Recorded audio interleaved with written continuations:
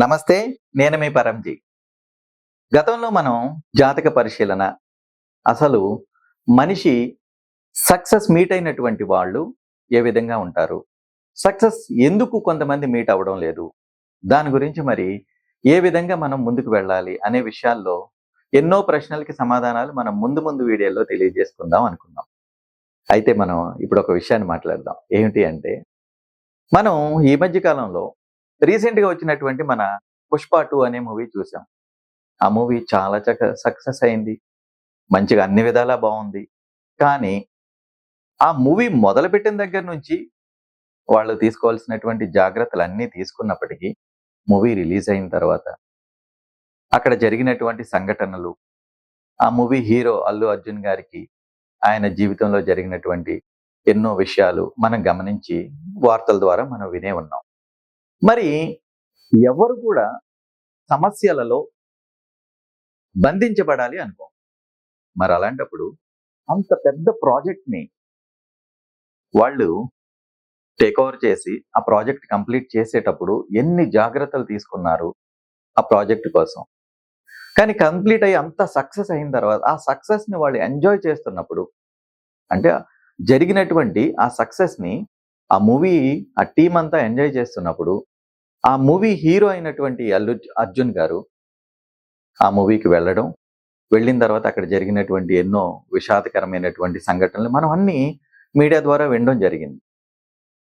మరి ఇప్పుడు మనం గమనించినట్లయితే, ఇక్కడ సమస్య ఏ విధంగా ఉత్పన్నమై ఉంటుంది అంటారు? ఎవరైనా సరే స్వయంగా, స్వయంకృతంతో అపరాధం చేయాలని భావిస్తారా? ఖచ్చితంగా భావించం గదా! మరి జరిగిన సంఘటనలు ఎందువల్ల జరుగుతూ ఉన్నాయి? ఏ విధంగా జరుగుతున్నాయి? అని మనం గమనించినట్లయితే, మనకి తెలియనటువంటి, మనకి మనందరికీ తెలియనటువంటి సృష్టి అనేది మన చుట్టూ సృష్టింపబడుతుంది అనేది మనకు అవగాహన వస్తుంది. దీనికో అద్భుతమైనటువంటి జ్ఞానం అవసరం లేదండి. ఎందుకంటే, ఒక మనిషి జీవితంలోకి తన ప్రమేయం లేకుండా ఎన్నో సంఘటనలు తన జీవితంలోకి ప్రవేశించడం జరుగుతుంది. మరి గత వీడియోలో మనం మాట్లాడుకున్నాం.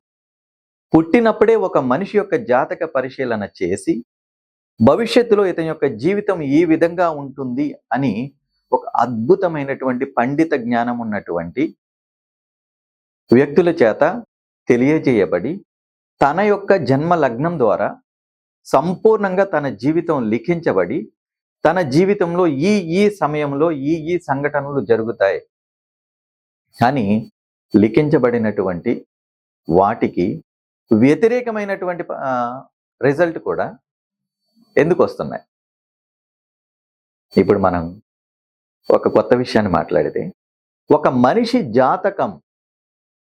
జాతక ప్రభావం తన మీద పనిచేయడానికి ఒక మనిషి తాను కలిగి ఉన్నటువంటి ఒక ఆలోచన వ్యవస్థ మరియు తను కలిగి ఉన్నటువంటి ఒక ఐడియాలజీయే కాకుండా, తన చుట్టూ ఉన్నటువంటి సమాజపు, అంటే శక్తివంతమైనటువంటి సమాజపు పరిస్థితులు ఈ యొక్క వ్యక్తిపై, అంటే ఒక వ్యక్తి బలవంతుడు అనుకుందామండి.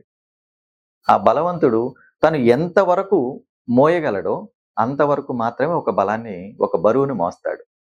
కానీ తన మోయలేనటువంటి బరువుని మోయాలి అంటే వేరే వారి సహాయం ఏ విధంగా అయితే తీసుకోవాలో, అలాగే జాతకరీత్యా ఒక మనిషి కలిగి ఉన్నటువంటి ఒక ఫ్రీక్వెన్సీ, ఒక పరిస్థితి, చుట్టూ ఉన్నటువంటి మనుషులు తనను ఉన్నతంగా, ఉచ్చంగా, అంటే తన కలిగి ఉన్నటువంటి పరిస్థితి కంటే బలమైనటువంటి శక్తి కలిగి ఉన్నటువంటి వ్యక్తులు తన చుట్టూ ఉన్నప్పుడు, ఈ యొక్క వ్యక్తి యొక్క పరిస్థితిని ఇన్ఫ్లుయెన్స్ చేసి, దీని యొక్క పరిస్థితికి మించి దానికి వ్యతిరేకమైనటువంటి దిశలో ఫలితాలను సృష్టించే ప్రమాదం ఉంది.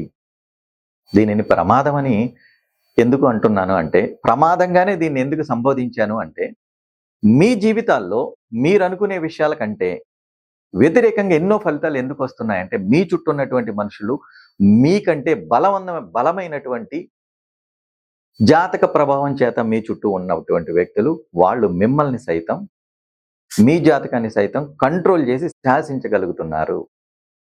కాబట్టి జాతకం మనం పరిశీలించేటప్పుడు మనదే కాకుండా మనం చేసే పని, ప్రాంతాన్ని పరిగణలోకి తీసుకోవాల్సి ఉంటుంది. దీని గురించి మరింత క్షుణ్ణంగా రాబోయే వీడియోస్‌లో ఇంకా వివరంగా తెలుసుకుంటూ, జాతకాలకి సంబంధించి అసలు మనుషుల చుట్టూ జరుగుతున్నటువంటి పరిస్థితులకు సంబంధించి పరిపూర్ణమైనటువంటి ఒక అవగాహనతో ముందుకు వెళదాం. అంతవరకు సెలవు. నమస్తే.